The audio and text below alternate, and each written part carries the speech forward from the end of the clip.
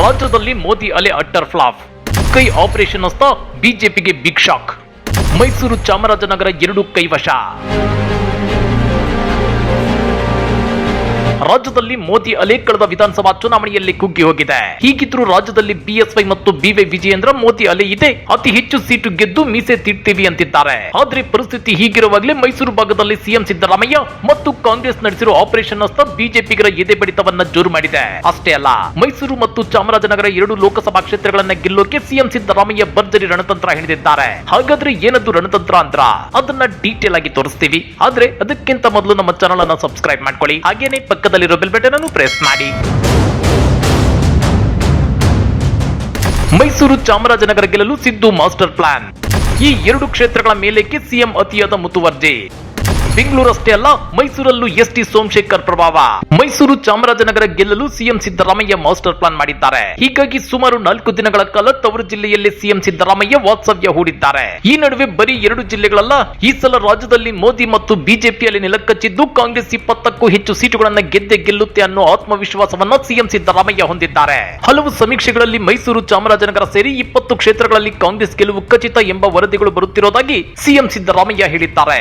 ಇತ್ತೀಚೆಗೆ ಮೈಸೂರು, ಕೊಡಗು ಮತ್ತು ಚಾಮರಾಜನಗರ ಜಿಲ್ಲಾ ವ್ಯಾಪ್ತಿಯ ಸಚಿವರು, ಮಾಜಿ ಸಚಿವರು, ಶಾಸಕರು, ಮಾಜಿ ಶಾಸಕರು, ಜಿಲ್ಲಾ ಮುಖಂಡರು, ಬೋರ್ಡ್ ಅಧ್ಯಕ್ಷರುಗಳು, ಬ್ಲಾಕ್ ಅಧ್ಯಕ್ಷರು ಮತ್ತು ಪದಾಧಿಕಾರಿಗಳ ಜೊತೆ ಸಿಎಂ ಸಿದ್ದರಾಮಯ್ಯ ಸಭೆ ನಡೆಸಿದ್ರು. ಈ ವೇಳೆ ಮೈಸೂರು ಮತ್ತು ಚಾಮರಾಜನಗರ 2 ಕಾಂಗ್ರೆಸ್ ಕ್ಷೇತ್ರಗಳು ಇವು ಮತ್ತೆ ನಮ್ಮ ಕೈಗೆ ಬರಲೇಬೇಕು, ಬರುತ್ತವೆ. ಹಿಂದಿನ ಬಾರಿ ಕೆಲವು ಕಾರಣಗಳಿಂದಾಗಿ ಅತ್ಯಂತ ಕಡಿಮೆ ಮತಗಳಿಂದ ನಮಗೆ ಹಿನ್ನಡೆಯಾಗಿತ್ತು. ಆದ್ರೆ ಈ ಬಾರಿ ಬಿಜೆಪಿ ಪರ ಯಾವ ಕಾರಣಗಳು ಇಲ್ಲ ಅಂತ ಹೇಳಿದ್ದಾರೆ. ಮತ್ತೊಂದು ಕಡೆ ಮೈಸೂರು ಮತ್ತು ಚಾಮರಾಜನಗರ ಲೋಕಸಭಾ ಕ್ಷೇತ್ರಗಳಲ್ಲಿ ವಿಪಕ್ಷಗಳಾದ ಬಿಜೆಪಿ ಮತ್ತು ಜೆಡಿಎಸ್ ನ ಪ್ರಮುಖ ನಾಯಕರುಗಳಿಗೆ ಕಾಂಗ್ರೆಸ್ ಗಾಳ ಹಾಕಿದೆ. ಮಾಜಿ ಸಿಎಂ ಬಿಎಸ್ ಯಡಿಯೂರಪ್ಪನವರ ಆಪ್ತ ಎಚ್.ವಿ. ರಾಜೀವ್ ಇಂದು ಕಾಂಗ್ರೆಸ್ ಸೇರ್ಪಡೆಯಾಗಿದ್ದಾರೆ. ಅನ್ಯ ಪಕ್ಷಗಳ ವಿವಿಧ ಮುಖಂಡರುಗಳ ಪಕ್ಷ ಸೇರ್ಪಡೆ ಕಾರ್ಯಕ್ರಮದ ಕುರಿತು ಮಾಧ್ಯಮಗಳ ಜೊತೆ ಮಾತನಾಡಿರುವ ಸಿಎಂ ಸಿದ್ದರಾಮಯ್ಯ, ಕರ್ನಾಟಕದಲ್ಲಿ ಭಯದಿಂದ ಬಿಜೆಪಿ ಜೆಡಿಎಸ್ ಒಂದಾಗಿವೆ. ಇವರನ್ನ ಜನತೆ ಸೋಲಿಸಬೇಕು. ಕಾಂಗ್ರೆಸ್ ಸಿದ್ಧಾಂತವನ್ನ ಒಪ್ಪಿ ಯಾವುದೇ ಷರತ್ತು ವಿಧಿಸದೆ ಕಾಂಗ್ರೆಸ್ ಸೇರಿದವರನ್ನ ಕಾಂಗ್ರೆಸ್ ಸ್ವಾಗತಿಸುತ್ತೆ ಎಂದಿದ್ದಾರೆ. ಭಯದಿಂದ ಬಿಜೆಪಿ ಜೆಡಿಎಸ್ ನವರು ಇಬ್ರು ಭಯದಿಂದ ಒಂದಾಗಿದ್ದಾರೆ. ಇವ್ರನ್ನ ಸೋಲಿಸಬೇಕಾಗಿರೋದು ಯಾರು? ನೀವು ಸೋಲಿಸ್ತೀರಿ ಅಲ್ವಾ?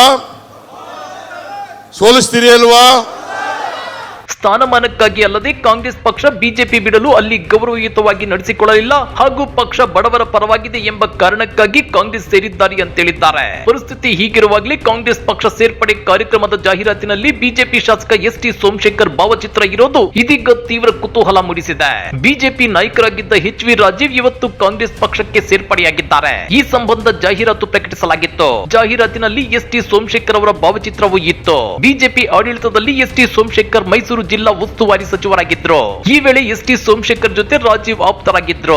ಈಗಾಗಲೇ ಕಾಂಗ್ರೆಸ್ ನಾಯಕರ ಜೊತೆ ಎಸ್ಟಿ ಸೋಮಶೇಖರ್ ಕಾಣಿಸಿಕೊಳ್ಳುತ್ತಿದ್ದಾರೆ. ರಾಜ್ಯಸಭಾ ಚುನಾವಣಾ ಸಂದರ್ಭದಲ್ಲೂ ಕಾಂಗ್ರೆಸ್ ಅಭ್ಯರ್ಥಿಗಳ ಪರವಾಗಿ ಮತ ಚಲಾಯಿಸಿದ್ರು.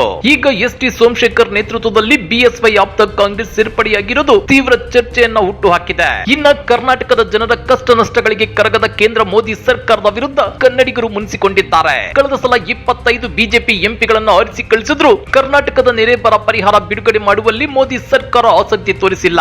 ಅಚ್ಚೆ ದಿನದ ಹೆಸರಲ್ಲಿ ನಿರಂತರವಾಗಿ ಅಗತ್ಯ ವಸ್ತುಗಳ ಬೆಲೆಗಳನ್ನು ಗಗನಕ್ಕೇರಿಸಲಾಗುತ್ತಿದೆ. ಪೆಟ್ರೋಲ್ ಡೀಸೆಲ್ ಬೆಲೆ ಹೆಚ್ಚಾಗಿದೆ. ಎಲ್ಪಿಜಿ ಗ್ಯಾಸ್ ಸಿಲಿಂಡರ್ ಬೆಲೆ ಮಿತಿಮೀರಿ ಏರಿಕೆಯಾಗಿದೆ. ರಾಜಸ್ಥಾನದಲ್ಲಿ 500 ರೂಪಾಯಿಗಳಿಗೆ 1 ಸಿಲಿಂಡರ್ ಕೊಡೋ ಬಿಜೆಪಿ ನಾಯಕರು ಕರ್ನಾಟಕದ ಜನರಿಗೆ ಅದ್ಯಾಕೆ 500 ರೂಪಾಯಿಗಳಿಗೆ ಕೊಡ್ತಾ ಇಲ್ಲ? ಕರ್ನಾಟಕದ ಜನ ದಡ್ಡರು, ಕೇವಲ ಗಾಳಿಯಲ್ಲಿ ಮೋದಿ ಕೈ ಬಿಸಿ ಹೋದ್ರೆ ಸಾಕು ಬಿಜೆಪಿಗೆ ಮತ ಹಾಕ್ತಾರೆ ಅಂತೇಳಿ ಬಿಜೆಪಿ ನಾಯಕರು ಭಾವಿಸಿದ್ದಾರಾ? 2022ರೊಳಗೆ ರೈತರ ಆದಾಯವನ್ನ ಡಬಲ್ ಮಾಡ್ತೀವಿ ಅಂತೇಳಿ ಭರವಸೆ ಕೊಟ್ಟಿದ್ರು. ಆದ್ರೆ ಇದುವರೆಗೂ ಮಾಡಿಲ್ಲ. ಇನ್ನ ಮೊಬೈಲ್ ರೀಚಾರ್ಜ್, ಡೇಟಾ ದರವನ್ನ ಹೆಚ್ಚಿಸಲಾಗಿದೆ. ಎಟಿಎಂಗಳಿಂದ ಹಣ ಡ್ರಾ ಮಾಡಿಕೊಳ್ಳಲು ಕೂಡ ಚಾರ್ಜ್ ಮಾಡಲಾಗುತ್ತಿದೆ.